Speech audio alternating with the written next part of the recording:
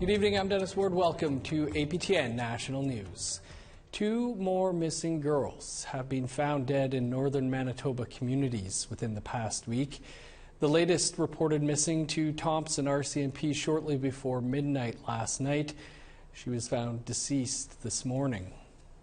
RCMP say human remains were located in a Thompson dog park this morning, not far from where the 15-year-old girl was last seen.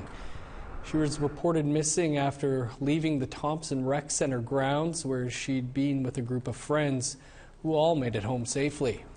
RCMP believe the girl had been outside for a period of time, with the temperature dipping to -24 overnight. They say extensive patrols and inquiries were made throughout the night. On Monday, RCMP reported a missing 18-year-old girl from Pimicikamak Cree Nation, more than 700 kilometers north of Winnipeg, had been found dead near Cross Lake. She was last seen alive about a week ago. Police say the 18-year-old is also believed to have been outside for a period of time. Autopsies have been ordered in both cases. On March 1st, 2 14-year-old girls were found deceased outside in St. Teresa Point First Nation. Autopsy and toxicology results are still to come. The chief believes they died from illicit drug use, with hypothermia as a secondary cause. Finance Minister Chrystia Freeland unveiled the 2023 budget on Tuesday. And one of the major themes of this year's budget is economic reconciliation with Indigenous peoples. APTN's Fraser Needham has more. The Liberal government says it wants Indigenous people to be a major part of the economy and has pledged $173 million over 5 years to achieve this goal. But in her speech, Finance Minister Chrystia Freeland only mentions Indigenous people once. And that was in the context of the benefits they'll receive from economic development. For Indigenous peoples, building major projects and sharing in the prosperity they create. This includes $76 million to advance self-government initiatives, $35 million for a lands advisory board to help First Nations achieve the economic potential of their lands, and $21 million to increase Indigenous participation in environmental assessments on economic projects that affect their territories. But by far the largest investment is Indigenous housing, with $4 billion to be committed over 7 years, starting in 2024-2025. Assembly of First Nations National Chief Roseanne Archibald says this is not enough. It's not acceptable for this government to make decisions that are creating unhealthy situations for our families, sometimes up to 20 people in a house, multi-generational families living in a 2-bedroom home. The feds will also spend over $827 million over 5 years on Indigenous health, which includes $811 million for medical travel, mental health, dental, vision, and medication, and $16 million to reduce tuberculosis rates in Inuit communities. Despite all this spending, Archibald is tired of budgetary cycles.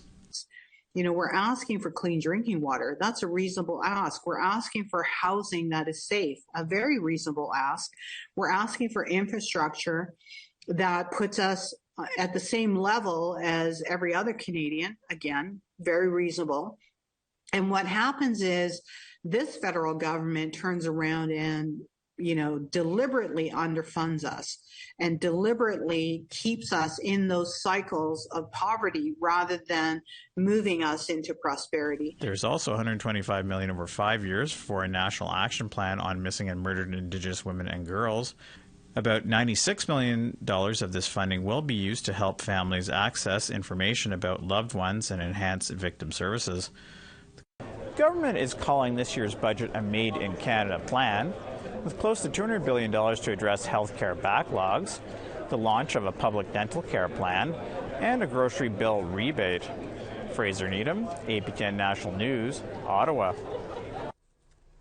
While Ottawa has been buzzing this week with talk about the federal budget, there's also been activity in committee meetings.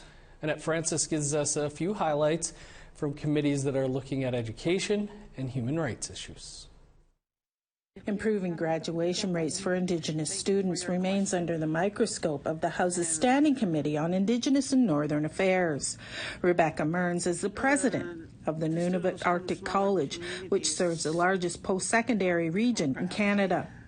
One of its longest-running courses offered is the Teacher's Education Program. Mearns said one of the challenges for students is support for basic needs. So part of the work we are doing is trying to increase the number of student supports that we have, and supporting our students, whether it comes down to food insecurity within the home. Obviously, many of our students are reliant upon student funding, student financial assistance while they're attending school, and we all know the cost of living continues to increase and the cost of food continues to increase. So when you're living with a family in a smaller community where those food costs are so high. The Senate Standing Committee on Indigenous People is looking at how to implement the final report of the National Inquiry into Missing or Murdered Indigenous Women and Girls for the establishment of an ombudsperson who will help create a National Indigenous and Human Rights Tribunal. Ham Rick of the Women's Legal Education and Action Fund said hiring an ombudsperson is a critical recommendation from the report. I think it is embarrassing that we are approaching the 4-year anniversary of the release of the report from the inquiry, and that we're certainly grateful this committee is bringing attention to this issue and studying this issue, but it is yet another recommendation and yet another report that has been commissioned that has not been acted upon. Annette Francis, APTN National News, Ottawa. More reaction today on the release of 2 Soto sisters freed in a Yorkton courtroom yesterday. Here's APTN's Brent McGilvery with that.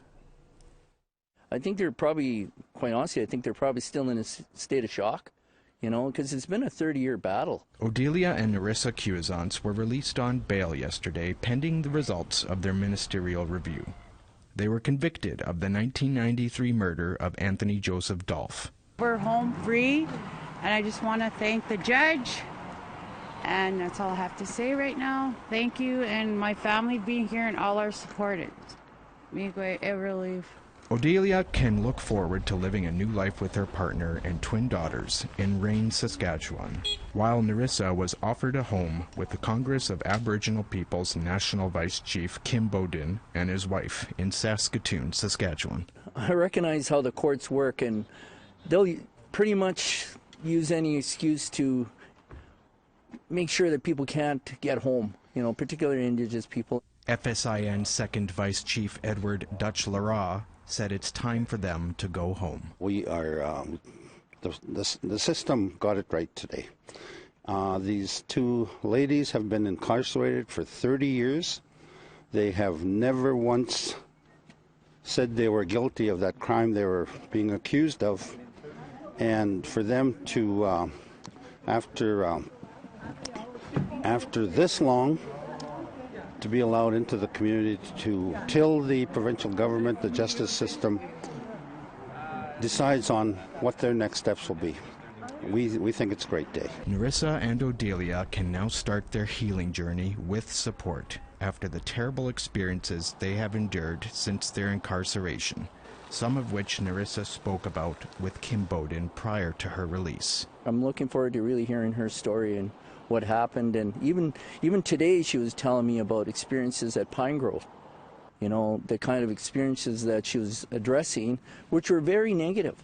The judge, in his comments as well, you could see the shift and changes, and he made it that from 1993 to compare where we are today, and that was big to me. So this was a little bit of a glimmer of hope, in spite of the fact that the prosecution fought tooth and nail and wouldn't even, you know, provide disclosure. That tells you where they're coming from.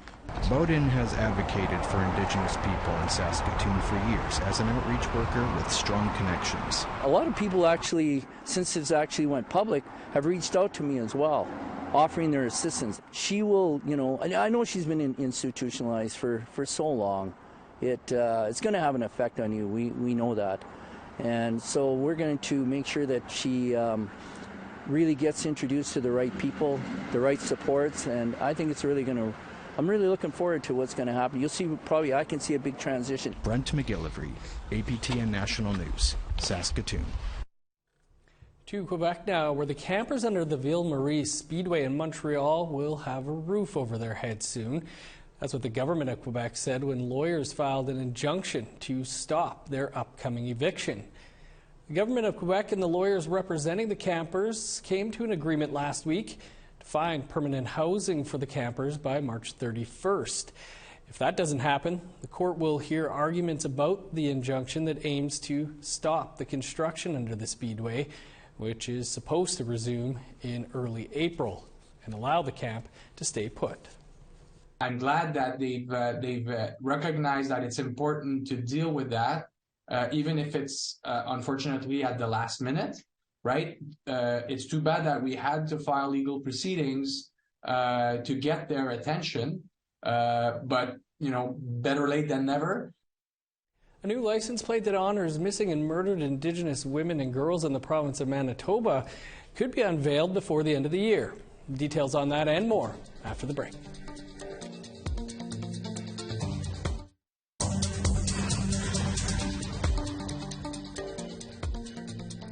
Welcome back. Mistawassis First Nation in Saskatchewan recently got together to remember missing and murdered men in their nation. APTN's Brent McGillivray has that story.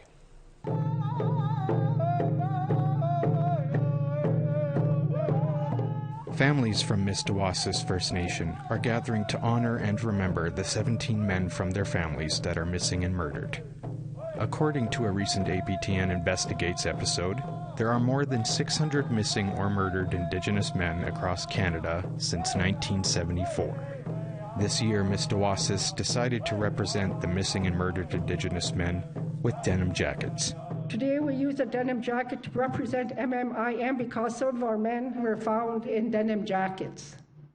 Mistawassis has 17 missing and murdered men, and not just Mistawassis alone. So you can see how much the numbers would be if we really researched and looked across Canada. Audrey says Indigenous men and youth are not seen as victims of crime, but offenders. Our women and children are known to be vulnerable and victims, First Nations.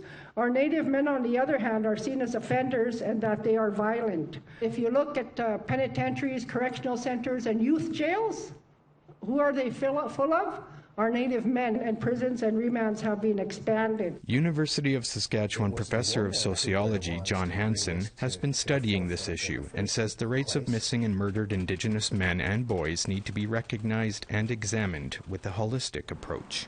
Indigenous people looked at things holistically, so if you include the man with the woman into this problem of missing and murdered Indigenous people, which is really it's really the basis is racism, racism and colonization. They are both being victimized and murdered, both Indigenous men and Indigenous women, at really high rates. So it makes no sense to just have a separate inquiry on one of the gender when the other gender is being really victimized in disturbing rates as well. Many of the Indigenous people that go missing and murdered, they share a lot of the same experiences with colonization, the suppression of language, residential school effects, racial discrimination in the justice system, in which Indigenous people who are victimized are given less attention, and the men seem like unworthy of an investigation, because of the negative stereotypes. John says the Indigenous population is growing, and men are often homicide victims, especially in urban areas where many have gone missing. We need to do, a lot of healing in the Indigenous community, a lot of healing. We need social economic development. We just need a holistic approach on all aspects of life. And it's very difficult to do that when we live in a society that has a low opinion of Indigenous people, in which Indigenous people get discriminated against. And this is what makes it so difficult to heal. So we really need to stop and challenge these stereotypes and look at Indigenous people, as valuable members of the society, and not to treat them according to the negative stereotypes. You are our light, our heart, our gift of love from the very highest source. So every day I vow to make a difference, share a smile, live, laugh, and love. Now I live for us both, so all I do to honor you. Brent McGillivray, APTN National News, Saskatoon. A specialty license plate raising funds for families of MMIW in Manitoba may hit the roads by the end of the year. But its original creator says the wait is unnecessary because she already did all of the work. NDP MLA for Point Douglas, Bernadette Smith, came up with the idea. Her own sister, Claudette Osborne, went missing in 2008. She brought forward the bill last year but couldn't get it off the floor. The governing Progressive Conservatives liked her vision but gave it to Manitoba Public Insurance to figure out. Smith says she consulted with affected families to create a design and had a list of Indigenous artists ready for the job. But MPI is now surveying the public for feedback on new designs that they came up with, partly based on Smith's. The Crown Corporation said in response, quote, "As part of this important work, the corporation is seeking feedback from First Nations communities, including family members of victims, on several proposed license plate designs." You can find more on this story on our website, aptnnews.ca. Still to come, we catch up with two Innu youth as they train for the North American Indigenous Games. Stick around.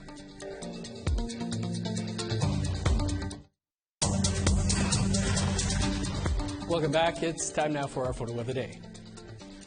And this ribbon skirt is part of a display at the Canadian Museum for Human Rights located in Winnipeg. The dress was inspired by the Every Child Matters movement and was crafted by Amanda Greaves.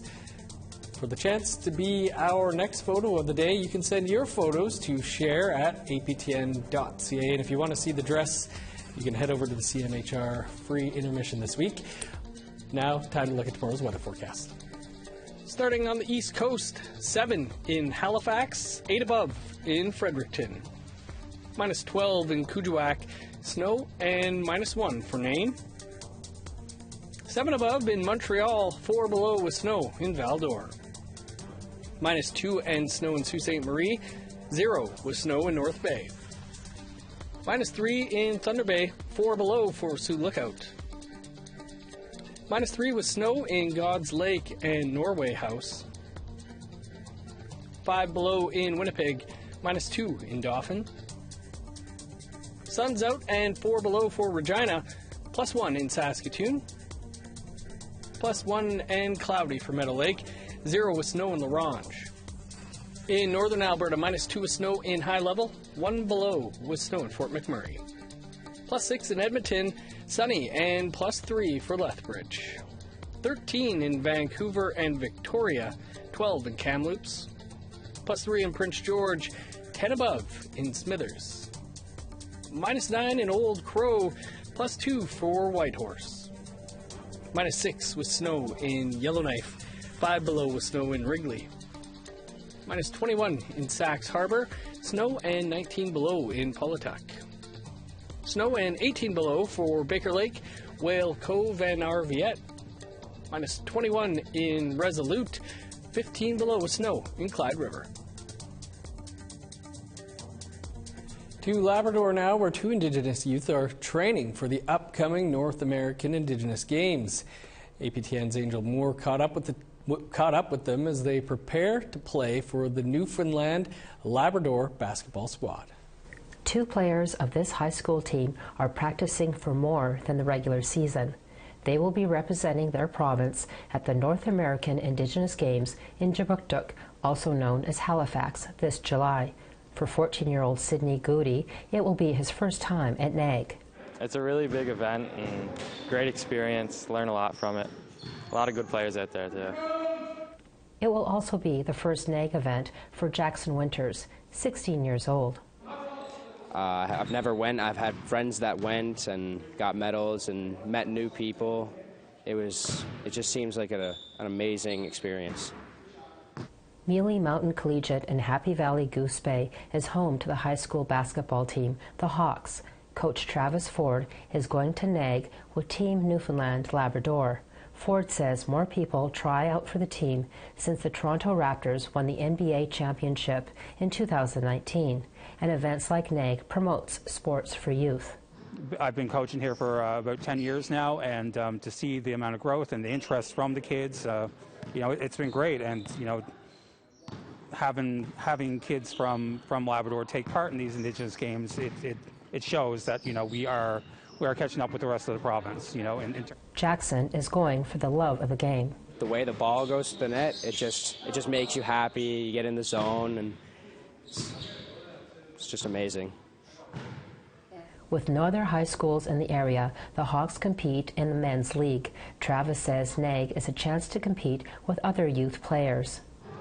I hope we win gold. That's the goal. If we go out and compete and play the way we're supposed to, hopefully good things happen for us and we win gold in the tournament. But otherwise, it's just to be a part of something so big and incredible. Although everyone wants to win, Jackson is looking forward to the event. The experience, for sure, to get to play basketball at one of the biggest tournaments in this country for Indigenous people, it's proud. It makes me proud. The North American Indigenous Games will take place July 15th to the 23rd in Jabuktuk and Membertou First Nation. Angel Moore, APTN National News, Happy Valley, Goose Bay, Labrador. And of course, we'll have plenty of NAG coverage right here. Well, it's a first for Indigenous storytelling in Manitoba as an Indigenous play received its world premiere on the Royal Manitoba Theatre's main stage. The Secret to Good Tea is a look at a mother and daughter trying to reconcile the mother's residential school past and the lasting effects on the family. It's the first ever play written by journalist broadcaster Rosanna Deerchild. Deerchild says she wants people to walk away from the play with hope. I hope that that we can make it through this dark period in our history. Hope that there can be reconciliation in our families, in our communities, and in our nations, and that someday the country and other Canadians will come along with us on this journey, and together we can heal that wound. Secret to Good Tea runs until April 15th. Patrick Mitsuing is on quite the run. The fancy dancer and CEO of Powwow Times performed at the Super Bowl earlier this year.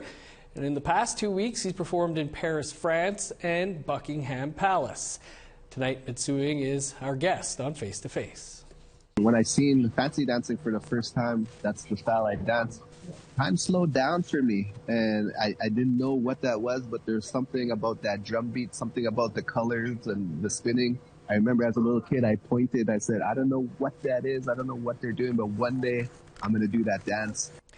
And you can catch our entire interview with Patrick Mitsuing right here in less than 2 minutes' time. He's a pretty inspiring guy. And be sure to tune in tomorrow at 3 p.m. Eastern Time when Daryl puts Indigenous language revitalization in focus. That's all the time we have for your APTN National News for this Tuesday. But you can find much more over on our website, aptnnews.ca. I'm Dennis Ward. Thanks for being with us. Stick around. Face to Face is next. Have a great night.